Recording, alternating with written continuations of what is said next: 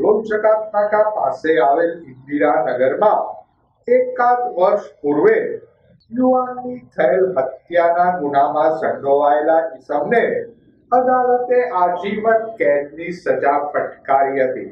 બનાવ અંગેની પ્રાપ્ત વિગતો મુજબ આખલોલ ચકાત નાકા નજીક આવેલ ઇન્દિરાનગરમાં રહેતા બદાભાઈ ઉર્ફે હીરાભાઈ ભીમાભાઈ મકવાણાએ આ જ વિસ્તારમાં રહેતો પ્રકાશ ઉર્ફે કાનો બોરીચા નામના શખ્સ સામે બનાવના 1 માસ પૂર્વે બાઇક લઈ વારંવાર મોટેથી હોર્ન વગાડી નીકળતો હોય હોર્ન ન વગાડવા ઠપકો આપ્યો હતો.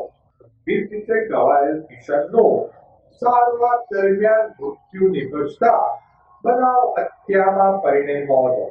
જે અંગેનો કેસ અત્રેની ડિસ્ટ્રિક્ટ એન્ડ સેશન્સ કોર્ટમાં ચાલી જતા મુખ્ય સરકારી વકીલની ધારદાર દલીલો તેમજ આધાર પુરાવાને ધ્યાને લઈ અદાલતે આરોપી પ્રકાશ ઉર્ફે કાનો બોરીચાને કસૂરવાર ઠેરવી આજીવન કેદની સજા ફટકારી હતી.